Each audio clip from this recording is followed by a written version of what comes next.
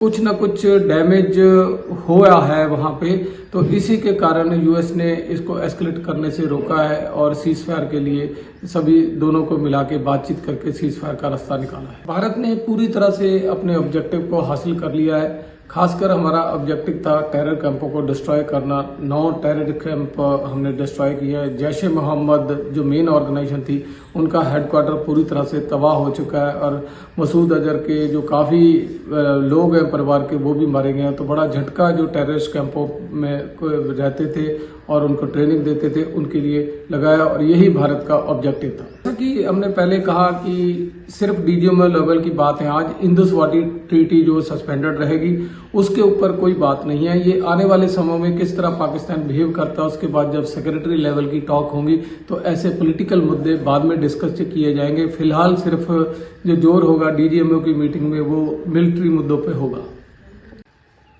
जब यूएस के vice president Vinci से जो नेगोशिएशन की बात दोनों कंट्री से कर रहे थे ये बात हुई तो उसमें कोई न्यूक्लियर इंस्टॉलेशन की बात नहीं थी और उसके बाद कुछ ऐसी इंडिकेशन आई है कि पाकिस्तान की कुछ न्यूक्लियर इंस्टॉलेशन जिसे वो खाली हिल बता रहे हैं। हालांकि वहाँ पे जो टनल्स के मुंह नजर आ रहे हैं और एक फॉरेन एयरक्राफ्ट भी जो न्यूक्लियर की रेडिएशन को मॉनिटर करता है वो इस इलाके में देखा गया।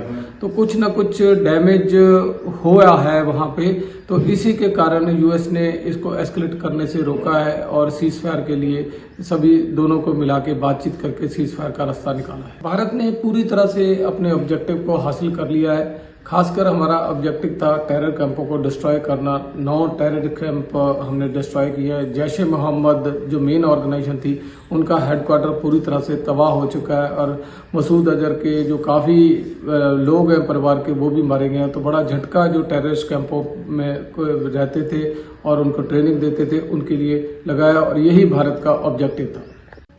हालांकि बॉर्डर पे शांति है पिछले 12 घंटों में, पर पाकिस्तान को कभी भी हम ट्रस्ट नहीं कर सकते। भरोसे जोग नहीं है, उनके वादे बेकार के वादे होते हैं, कभी भी वो अपना वादा तोड़ सकते हैं। तो इसलिए हमने जो हमारा ऑपरेशन सिंदूर है उसे कॉल ऑफ नहीं किया है ताकि अलर्टनेस जो हमारी है उसी तरह बनी रहे। अगर पाकिस्तान को हिमाकत करता है तो हम उसका जवाब इमीडिएटली उसको उसी की भाषा में दे सकें।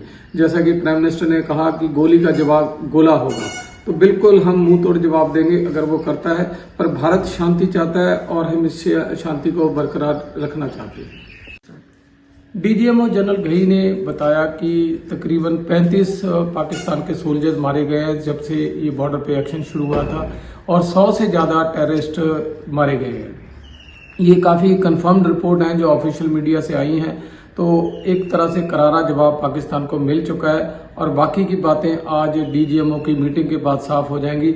नुकसान का जायजा तो काफ़ी एयर फोटोज वगैरह में हमें पता लग ही रहा है और बाकी जो इंटरनेशनल मीडिया से भी खबरें आ रही है पाकिस्तान के ऊपर काफ़ी प्रेशर था जिसके कारण उनके पास कोई ऑप्शन नहीं थी इसके बजाय कि वो सीज फायर के लिए हाँ करें। आज डीजीएमओ लेवल की मीटिंग होगी 12 बजे। जो डीजीएमओ लेवल की मीटिंग में बेसिकली जो सीज फायर के पॉइंट्स हैं वो डिस्कस किए जाएंगे कि कैसे इसको लॉन्ग लास्टिंग इंश्योर किया जाए।